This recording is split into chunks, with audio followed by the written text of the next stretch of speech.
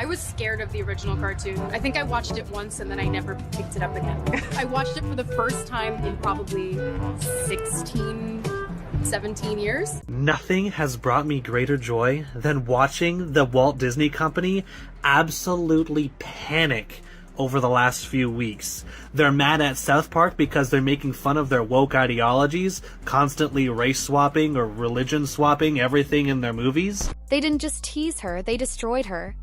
When South Park set its blistering gaze on Rachel Zegler and Disney's already fraught Snow White reboot, the internet didn't just notice, it erupted. What started as a divisive casting choice had already riled fans for months, but once the animated juggernaut joined the fray, that simmer turned into a raging inferno. The episode didn't pull any punches.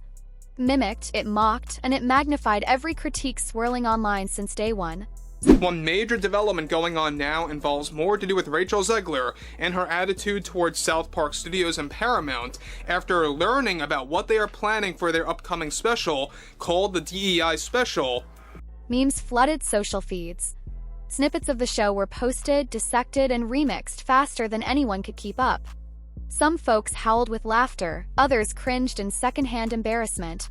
But everyone, from those rooting for the remake to those who hated it, had an opinion. The parody didn't stop at poking fun at Rachel. It threw her own words right back at her, turning past interviews and sound bites into comedic landmines. The last time I had the dream, I was walking down the school hallway. And that's when I start to notice that something's wrong. Everyone I cared about has been systematically replaced. And finally, I want to scream, and I'm like, why are they replacing every single character with someone who is diverse? And just like that, a movie once pitched as Disney's next big triumph morphed into a public relations catastrophe. The moment South Park aired its brutal send-up, things spun out of control. Soon after, whispers started circulating about South Park's upcoming DI special, a sequel to the famed Pandavirus episode, where Rachel wasn't just a clueless starlet, she was a full-blown caricature channeling the most outspoken corners of internet discourse. Subtlety? Not a chance. The show cranked it all the way up. We saw cartoon Rachel barging onto sets, hijacking scenes, and unloading tirades about how the old Snow White was a morally bankrupt relic of a backward era. Even if everything worked perfectly, it would have been almost impossible for this movie to succeed, because you're comparing it to one of the most beloved films of all time and a truly groundbreaking movie. She wasn't just outspoken. She was militant, hollering at co-stars, rolling her eyes at any script tweaks, launching into monologues about how the fairy tale needed modern salvation through progress. Anytime another character tried to chime in, she bulldozed right over them, proclaiming only she had the guts to challenge toxic nostalgia. She mocked the original Snow White as worthless drivel, rolling her eyes at any trace of romance or old-school tradition.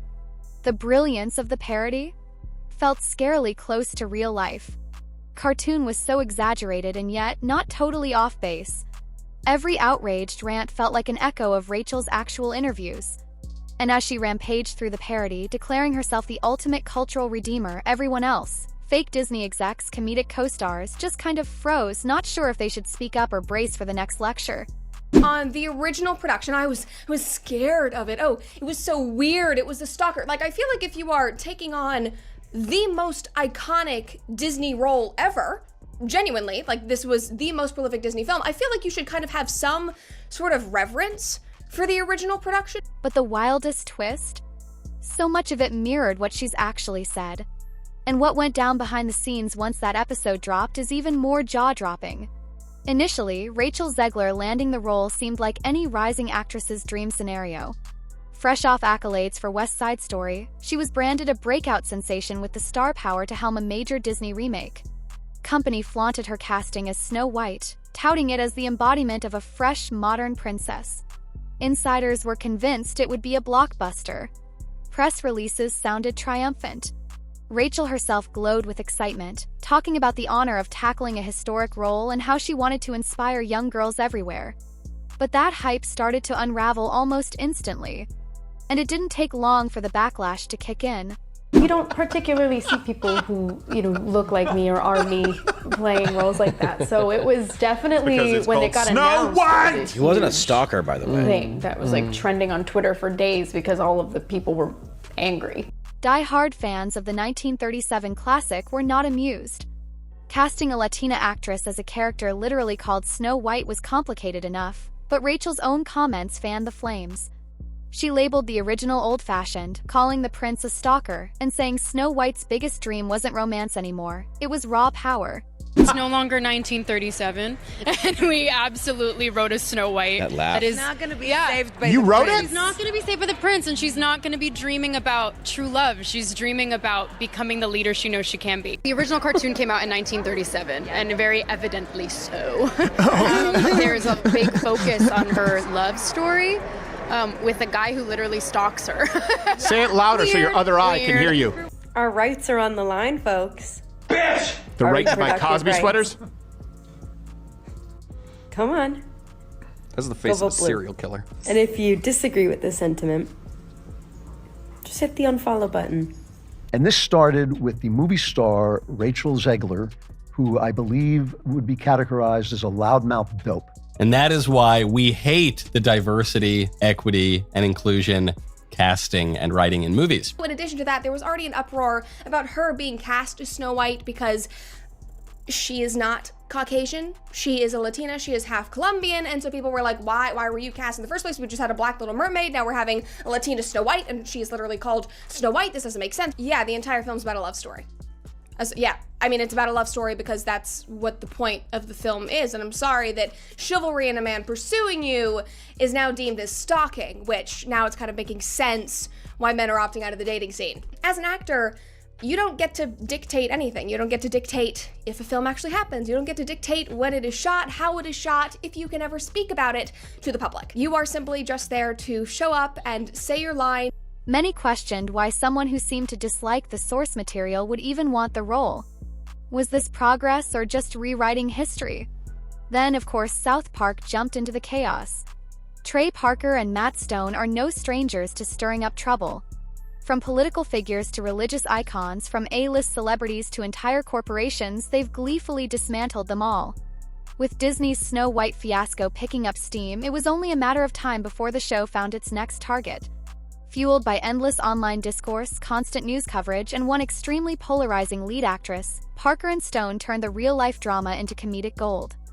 Their DI special, a follow-up to Pandaverse, presented a scene so jaw-dropping viewers were pausing and rewinding just to confirm what they'd witnessed. It wasn't just poking at Snow White.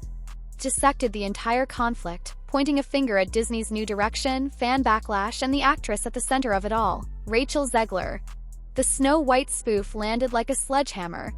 Every line bristled with subtext, lampooning not just the film's casting and script changes, but also Hollywood's endless appetite for performative activism. The audience noticed how the cartoon version of Rachel rattled off lines shockingly similar to her real interviews. Parallel was obviously intentional, making it sting twice as hard. Supporters of the new film felt singled out. Critics felt vindicated. Either way, the parody was so close to reality that it rattled the entire conversation.